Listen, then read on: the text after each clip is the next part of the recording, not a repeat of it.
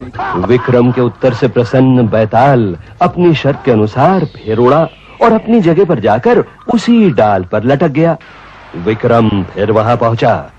उसने बैताल को अपने वश में फिर किया और कंधे पर लाद कर चल पड़ा। सदा की तरह इस बार भी राह काटने के लिए बैताल ने विक्रम को एक कहानी सुनानी आरंभ की। अब की बार कहानी थी पुण्यपुर नामक नगर के राजा की, जिसका नाम था वल्लभ। राजा वीर था, प्रतापी था, पर उसमें एक बहुत बड़ा दुर्गुण था। वो बात बात पर राजकोष का धन लुटाता था।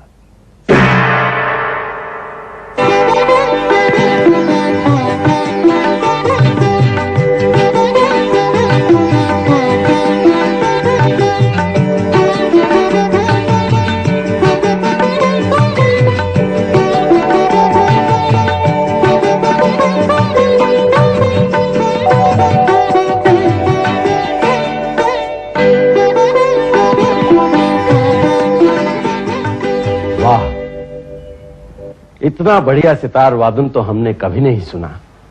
मंत्री जी, इनके वाद्य को स्वर्ण मुद्राओं से भर दो। हमारी तरफ से पुरस्कार।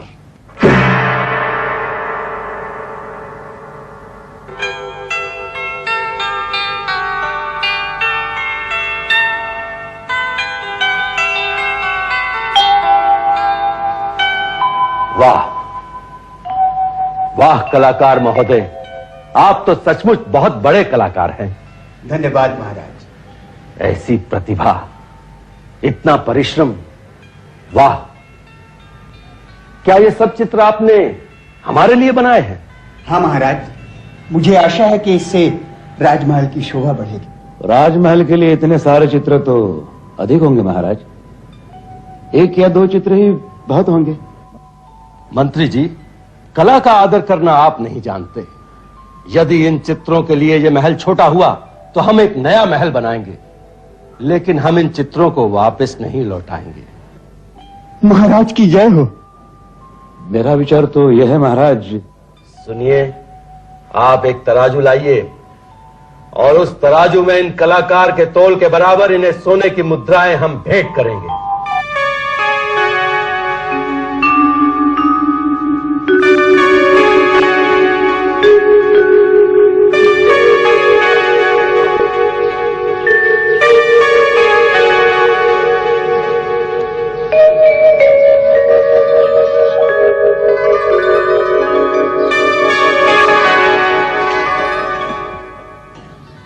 बस करो, वजन तो पूरा हो चुका है।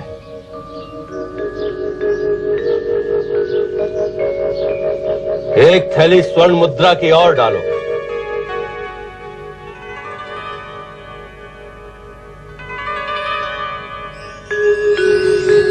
इस तरह से तो सारा राजकोष लूट जाएगा। कुछ नहीं बचेगा प्रजा के काम के लिए। ये सारी स्वर्ण मुद्राएं आपकी हैं चित्रकार जी। आप इन्हें ले जा सकते हैं। वल्लभ महाराज की जय। वल्लभ महाराज की जय। वल्लभ महाराज की जय। कलाकारों का आदर करना तो बड़ी अच्छी बात है, और यदि आप इसी तरह से पुरस्कार बांटते रहे तो सारा राजकोष खाली हो जाएगा। कल आपने 10 हाथी खरीदे। हमारे पास तो पहले से ही कई हाथी है, जिनका प्रतिदिन का खर्चा ही। वाह, ये स्थान तो बहुत सुंदर है। कितनी तेज हवा चलती है यहाँ पे। क्यों सेनापति जी? जी महाराज। हम यहाँ पे एक महल का निर्माण करेंगे, सुंदर विशाल महल। एक मंत्री होने के नाते मेरा एक कर्तव्य है कि यदि आप कोई गलत निर्णय ले रहे तो मैं आपको रोकूं। नए महल की कोई आवश्यकता नहीं है। बस बस, हम समझ गए। आप यही कहेंगे कि राजकोष लुट जाएगा। कई बार तो हमें ऐसा लगता है कि हम राजा होते हुए भी दास हैं, नौकर हैं। हमें अपनी इच्छा भी पूर्ण करने का अधिकार नहीं। नहीं महाराज, ऐसा मत सोचिए। ऐसा मत कहिए।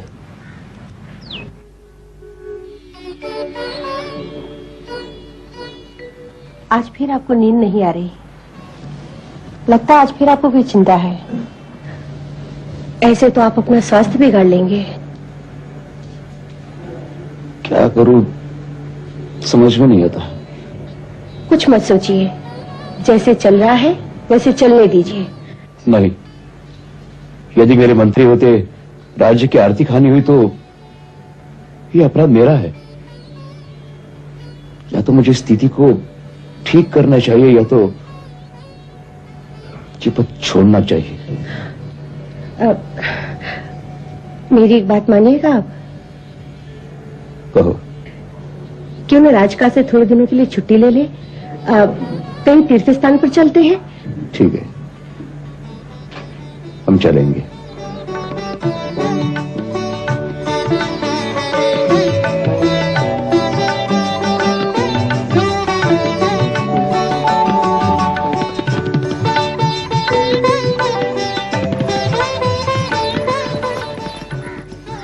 सुनिए, सूरज डूब चुका है।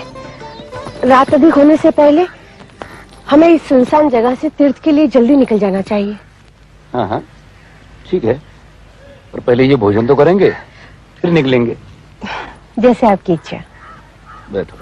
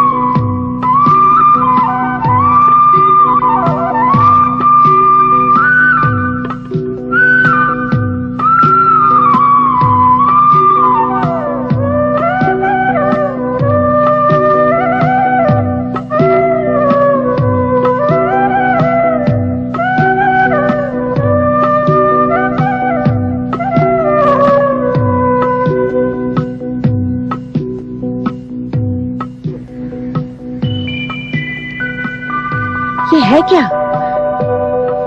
पहले तो ये द्वीप यहाँ नहीं था। अभी पानी से उभरा है। मगर ये लड़की कौन है?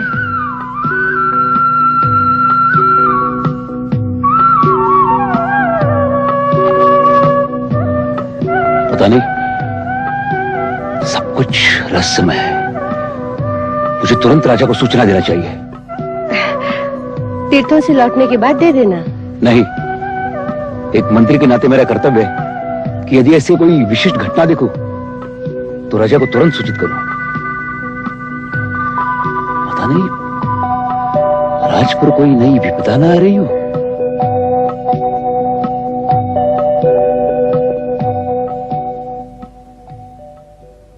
वाह, आश्चर्य है। ऐसी विचित्र बात तो हमने आज दिन तक सुनी ही नहीं।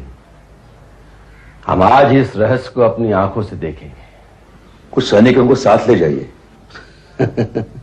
मंत्री जी, बांसुरी बजाती एक रहस्यमयी कन्या को देखने के लिए सैनिकों की कोई आवश्यकता नहीं।